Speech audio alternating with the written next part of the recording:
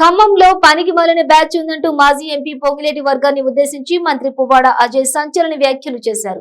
వచ్చే ఎన్నికల్లో తాను కూకట్పల్లి నుంచి పోటీ చేయడం లేదని, ఖమ్మంలోనే ఉంటానని స్పష్టం చేశారు. ఈ మేరకు మంత్రి తన క్యాంపు కార్యాలయంలో బీఆర్ఎస్ ఖమ్మం నియోజకవర్గ సన్నాహక సమావేశం నిర్వహించారు. జనవరి 18న ఖమ్మంలో జరగబోయే బహిరంగ సభకు అధిక సంఖ్యలో జన సమీకరణే లక్ష్యంగా ఈ భేటీ నిర్వహించారు. ఖమ్మం నియోజకవర్గం సన్నాహక సభ కార్యక్రమంలో మంత్రి పువ్వాడ అజయ్ కీలక వ్యాఖ్యలు చేశారు. ఖమ్మంలో కొద్ది మంది పనికిమాలిన బ్యాచ్ ఉందన్నారు. వాళ్లకు అబద్ధాలు చెప్పడం తప్ప ఏమీ తెలియదని మండిపడ్డారు. బీజేపీ వాళ్లకు ఒక అబద్ధాల గ్రూప్ ఉందని, అజయ్ అన్న కూకట్పల్లి పోతుండు అని కొత్త ప్రచారం మొదలుపెట్టారన్నారు అని విమర్శించారు. ఈ అజయన్నం తట్టుకోవటం కష్టం. ఈయన కనుక హ్యాట్రిక్ కొట్టిందంటే మన ఫ్యూజులు మాడిపోతాయి, మనకి దిక్కు దివాణం ఉండదని చెప్పి ఒక కొత్త ప్రచారం మొదలుపెట్టారు. ఏంటంటే అజయ్ అన్న కూకట్పల్లి పోతాడంట, పీకటానికి పోతాడా? కూకట్పల్లి కూకటి వేళ్లతో అజయ్ అన్న ఇక్కడ వాళ్ళని పీకటానికి ఉన్నాడు తప్పే. ఇంత అద్భుతంగా ఖమ్మాన్ని అభివృద్ధి చేసుకొని ఇక్కడ కార్యకర్తలు, నాయకులు మీ గుండెల్లో నాకు స్థానం ఇస్తే, ఇక్కడ వీళ్ళకి చూస్తే మన ముస్తఫా నగర్ నుంచి బోనకల్ రోడ్డుకి ఫ్లైఓవర్ వేసి అటు వెలుగులు నింపిండు, ఇటువైపు ఇల్లందు రోడ్డును మొత్తం డెవలప్ చేసిండు. ఇప్పుడు చూడకపోతే బ్రహ్మాండమైన కలెక్టరేట్ కట్టి అక్కడ వెంకటాపాలెం అవతల్లానికి కూడా ఖమ్మం వెలుగులు నింపిండు. అట్లనే మున్సిపల్ కార్పొరేషన్ కొత్త బిల్డింగ్ కట్టిండు. ఎన్నడైనా సరే ఈ మొత్తం చరిత్రలో 70 సంవత్సరాల చరిత్రలో ఖమ్మంలో జరగని అభివృద్ధిని, సంక్షేమాన్ని చేయటమే కాకుండా ఇక్కడున్న పేదవాళ్ళకి 2000 మందికి డబుల్ బెడ్రూమ్ ఇల్లు ఇచ్చిండు పేదవాళ్ళకి.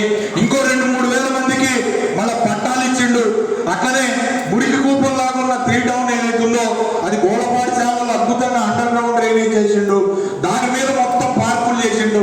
మునేరు మీద చెక్ డ్యామ్ నిర్మాణం చేసి RTMC నీళ్లు నిలబెట్టి తాగడానికి నీళ్లు లేని ఖమ్మానికి ఒకప్పుడు గడగడగ మంది తిరిగే ట్రాక్టర్లు తిరుగుతూ మరి మంచినీళ్ళ కోసం దిక్కులేని పరిస్థితి. మహిళలందరూ కూడా బిందెలతోనే దెబ్బలాడుకుంటే అన్ని బిందెలకు సొట్టలే ఉండే. ఇవాళ మా అక్క చెల్లెల బుగ్గల మీద సొట్టలు ఉన్నాయి కానీ బిందెల మీద లేవు అని చెప్పే విషయాన్ని ఒక్కసారి అర్థం చేసుకోవాలి. మా అక్క చెల్లెలు నవ్వితే బుగ్గల మీద సొట్టలు పడుతున్నాయి కానీ మంచినీళ్ళ బిందెలకు సొట్టలు లేవు. అందుకని ఇవన్నీ చూసి ఇంత మరి అభివృద్ధి చేసినోడు 2 సార్లకి ఇంత చేస్తే 3వసారికి ఇక మరి మనకి ముప్పు తిప్పలే అనుకున్నారో ఏమనుకున్నారో తెలియదు. కానీ ఈ అబద్ధపు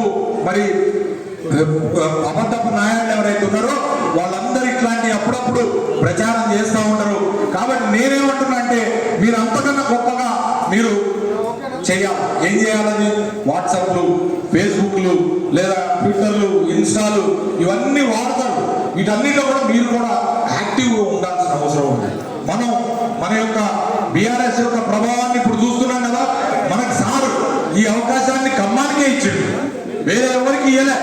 33 జిల్లాలు కొత్త జిల్లాలు, పాత జిల్లాలు 10 జిల్లాలు ఉంటే బీఆర్ఎస్ ఆవిర్భావం చేసిన తర్వాత ఖమ్మంకి ఇచ్చిండు అంటే ఖమ్మం జిల్లా ప్రజల మీద కానీ సారికి ఎంత నమ్మకం ఉండదో ఒక్కసారి ఆలోచించండి. ఈ సందర్భంగా తెలియదు.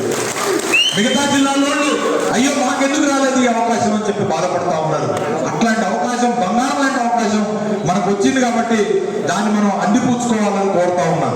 ఇది మన మీద ఎక్కువ బాధ్యత ఉంది. హెడ్ క్వార్టర్గా